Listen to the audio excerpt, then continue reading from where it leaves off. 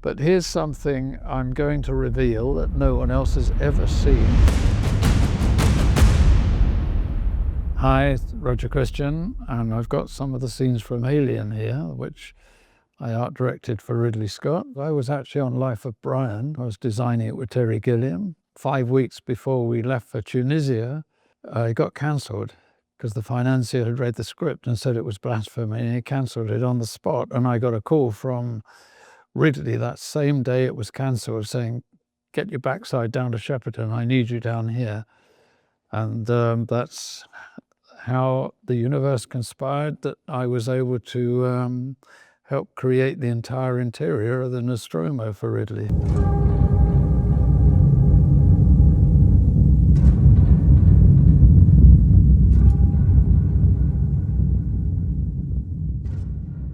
When I came on board Alien, and I'm looking here at the corridors, this is actually the first thing that Ridley had me do. Ridley wanted a space truck. That's what he told me. "Can you make me an army truck like in space?" Linking it to the other stuff I did on Star Wars, I kind of thought about these transport ships that were taking ore backwards and forwards. They'd be well used, they'd be like gritty and oily and everything practical. Nothing would be science fiction. They just would be working machines.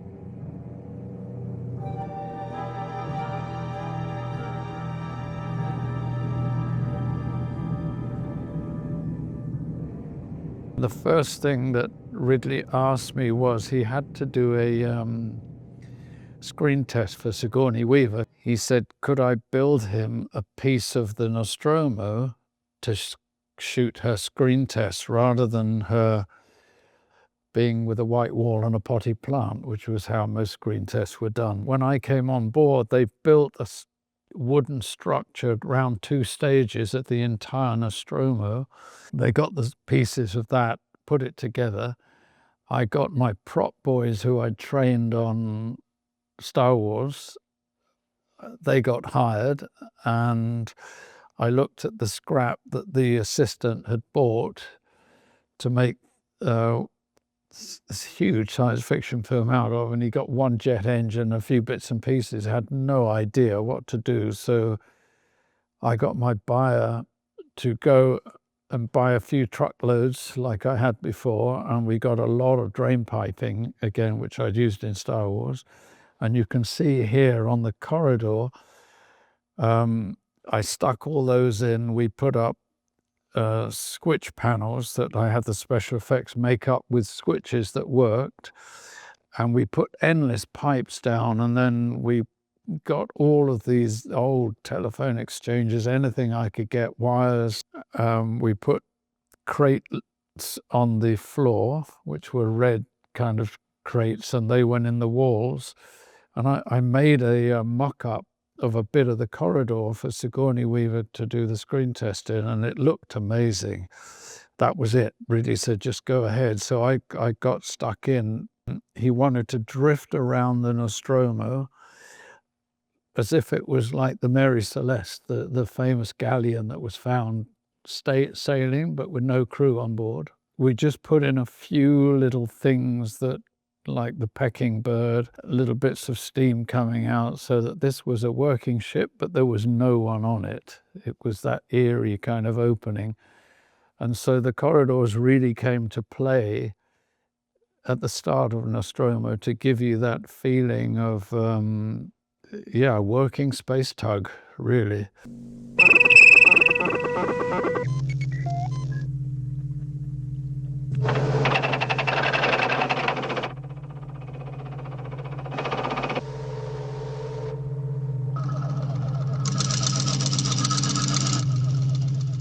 So they handed me the bridge and said, can you just get the bridge done? Which was a nightmare. It was massive, and I wanted this to look like a working bridge of a space truck, basically. I wanted this one, which I couldn't do on the Millennium Falcon, but I wanted on this one, where we had a little bit more money, to have every switch work so that when they were operating the actual landing onto the planet. They could switch switches and lights would go on or off. I wanted everything connected.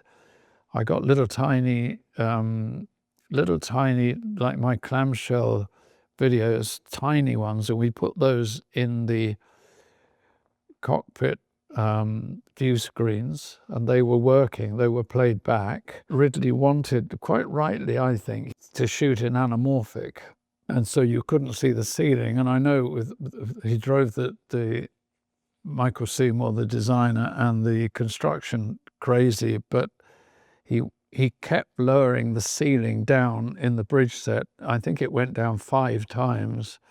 Everyone was complaining, but in the end he was right. You see it in the top of the frame, and the corridors were designed like that, so that Alien is part of the real fear is the claustrophobia. You're stuck inside this working machine and you can't get out, and so that was very necessary. If you look here in close-up, there are the helmets. So these, I got Roger Shaw, who helped make the lightsaber for me. I got him on board, and we took motorbike helmets and created 4 of them into like spare helmets that were sat around the bridge set. Part of the story of Alien that gave you a jump was when you heard that computer fire up, and one of the first things you see is the graphics reflected in the helmet. No one knew how to do it. So again, part of my art installations I used to do, apart from working on movies, we had projected 8mm onto walls and done stuff with them. So I said, Ridley, I think if I could do this with a 16mm projector. So we got the production to get me some closest to whatever would look like computer graphics, and they put it onto 16mm film. Ridley got the camera set up on the helmet. I actually handheld the projector and said, I'll move around until we get it in focus and it looks right. And I did that, and he shot it. When you actually, part of that drifting around the corridor at the beginning, to show that the ship was alive, Ridley thought we could have papers rustling, blowing in the air conditioning. And so I grabbed the hairdresser's hairdryer. I said, set the shot up. Ridley set up the cameras. I got under the set, which was extremely painful. I was in amongst all of the wooden structure holding the bridge set up, and I got the hairdryer and I blew the papers and just said, when it looks right, tell me. And Ridley said, now I'm shooting, and that was it. That's how we did the papers blowing. If you look at this sequence when the crew wake up and those pods raise up, that was cut out of the film when the budget got cut. And there was a set built, and so we hired, Les and I hired a Spanish art director I'd worked with, who we knew could do what we wanted. We said, can we get this made? And the special effects had the canopies. They were from aircraft. The special effects had some pistons left over. We built it in secret. Peter Beale, who was the production controller for 20th Century Fox, didn't know we built that whole set in secret, and Ridley filmed it.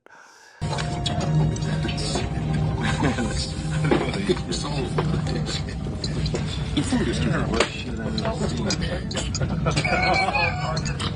Which scene? You getting bits into me? The breakfast scene. So this is like, how do we make this scene look just like a group of grunts? They're kind of a rough crew who go backwards and forwards. They've probably done this journey endless times, going to the planet and picking up mining and bringing it back.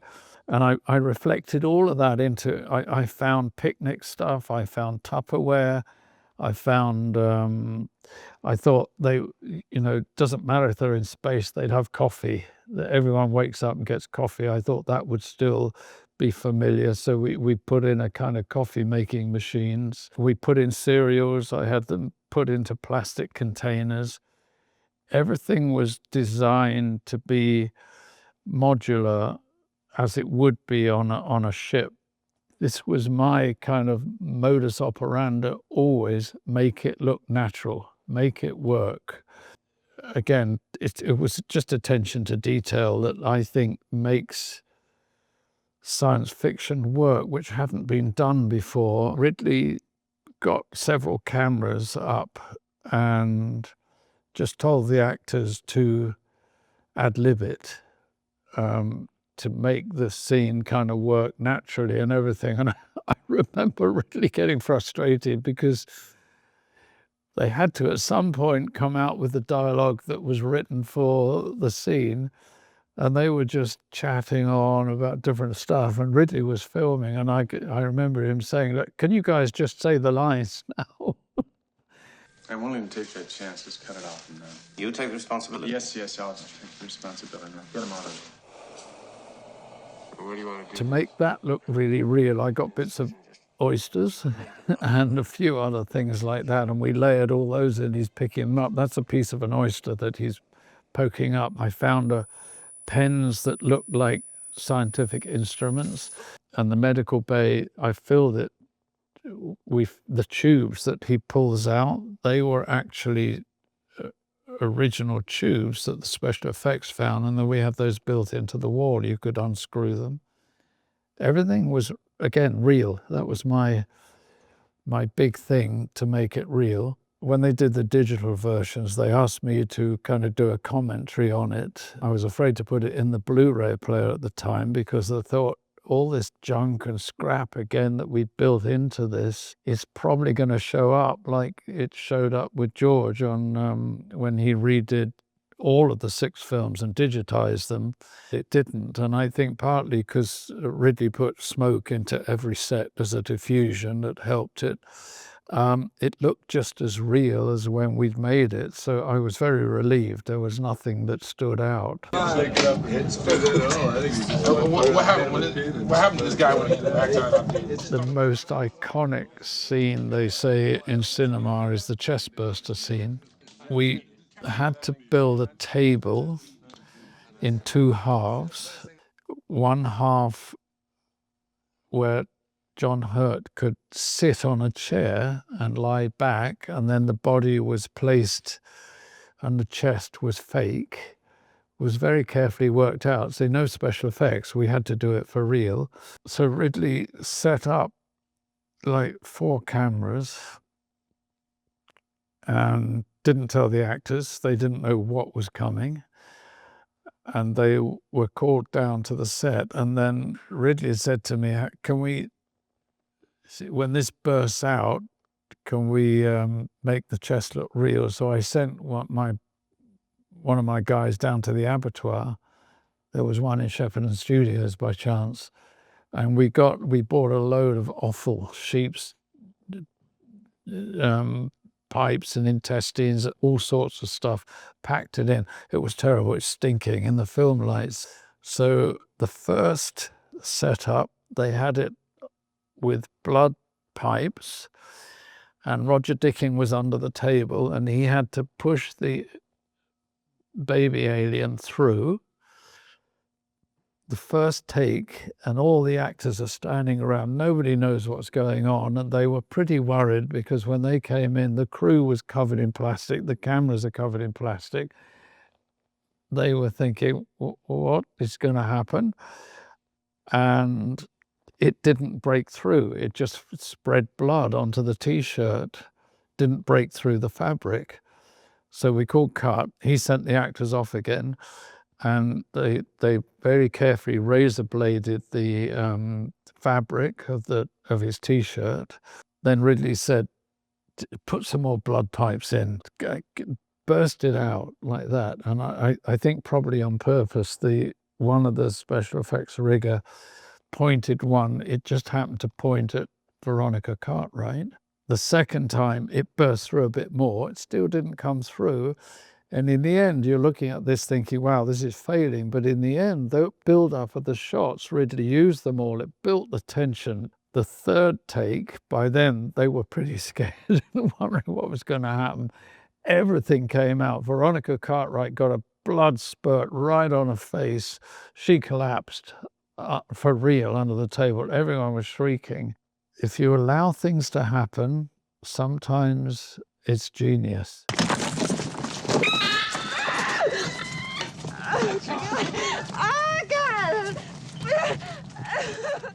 But here's something I'm going to reveal that no one else has ever seen. If you go very close up on the chestburster as it comes through, you will see a screwdriver head come up because he had to push it through. No one's ever noticed this. If the drama has gripped you, it doesn't matter.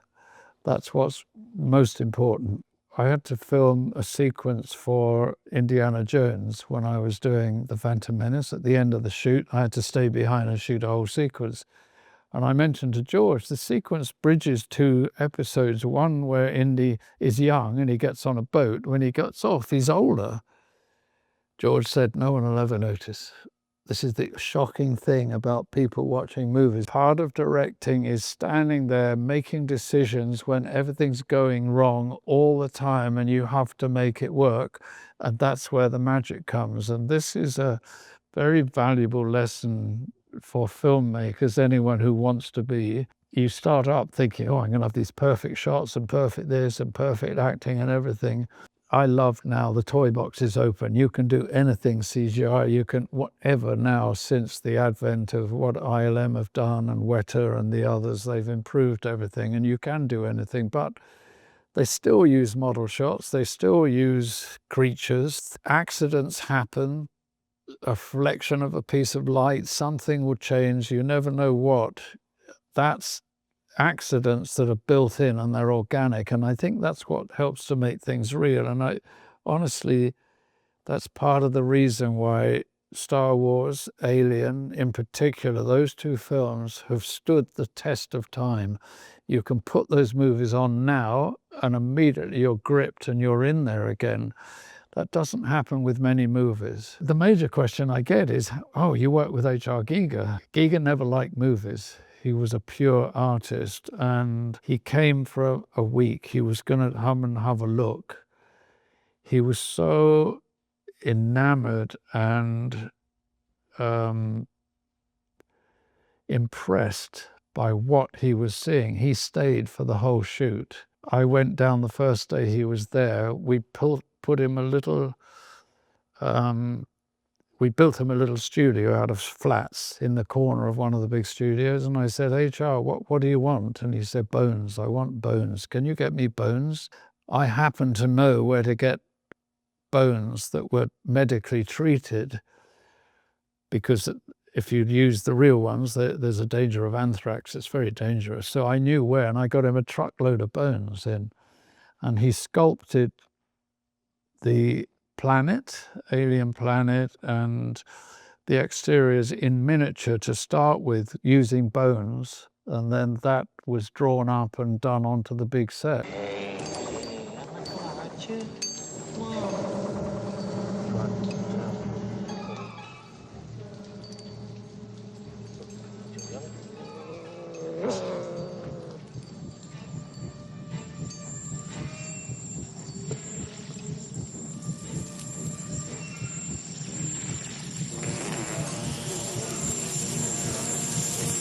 Iconic.